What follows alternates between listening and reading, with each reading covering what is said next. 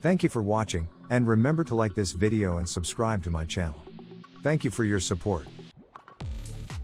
Case, too much of a good thing becomes a bad thing. We need the rain. We just don't need more than a month or a couple months worth of it in a very short period of time. So this is what we're looking at. You can see a lot of that rain focused across northern California, across the Sacramento Valley, up across the southern Cascades, and of course the Sierra. Now what we've overlaid here is the burn scars and the amount of rain that we're expecting. So where you're seeing these highlighted areas here, those are the burn scars. And in some of those places, we're talking about 8 to 12, 5 to 8 inches of rain, exacerbated by the elevation, the change in elevation that we have between the coastal ranges, the inland ranges, and the valleys there in between.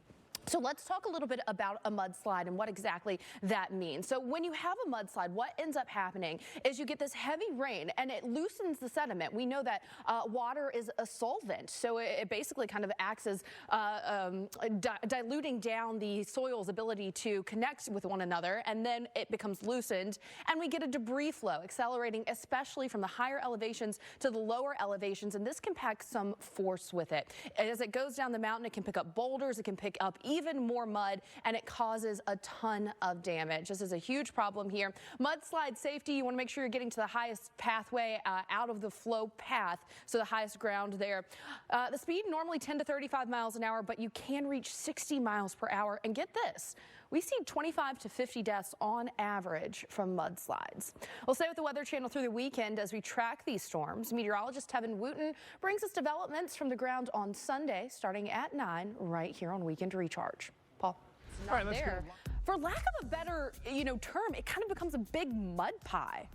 Yeah. And you add some more water to it. You have elevation. We're talking mountains here, and push, it starts rolling off and clogging up the streams, rivers, and even causing more concerns. Right now, we're kind of between storms. You have one storm kind of still pushing onto the Wasatch, another storm about to come on shore. We're seeing kind of the mess between storms, but trust me, you're seeing some moderate rain, but this is not what you're going to see in terms of the next storm coming. Yeah, we've got showers moving in through Washington and Oregon across the Olympic Peninsula, a little bit of moderate rain, but as Paul just mentioned, the atmosphere is about to go from trickle, trickle, trickle to whoosh. Whoosh.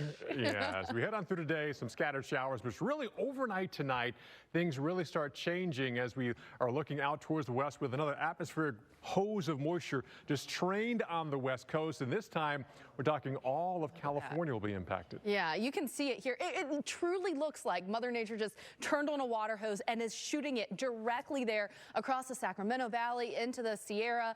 It is going to cause some problems. It's already caused some problems in some places, but more as we head through the next several days. We've been watching this for several days, and some of the models saying maybe a foot or more of rain, not just snow, rain, and that is going to cause massive flood concerns across easily the northern 2/3 of this state. That's right. So definitely not weather that you can take lightly. We wanted the rain. We just didn't want all this much of it. So stick with the Weather Channel through the weekend. We're going to keep tracking these storms. We've got meteorologist Tevin Wooten bringing us developments from the ground on Sunday, starting at 9 right here on Weekend Recharge. Let's talk more about now this storm, because these storms push eastward, bringing us more severe weather. Dr. Postel, that means the central U.S. could be in that target zone today. Yes, and Dr. Postel, it's going to be one of those weekends for those areas where you have to plan accordingly.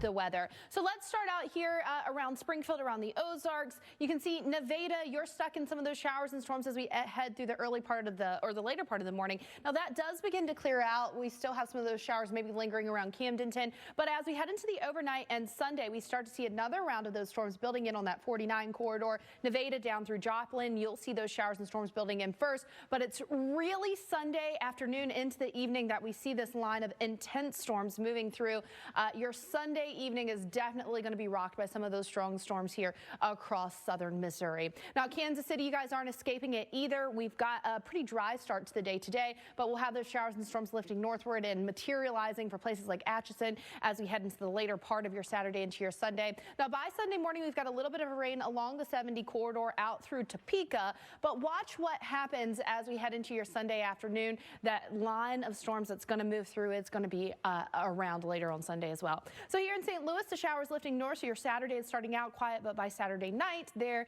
in the Lou, you guys are going to have those storms around, so plan accordingly. And then you're kind of stuck in it into Sunday morning, and then again for Sunday afternoon and evening. Well, stick around because there's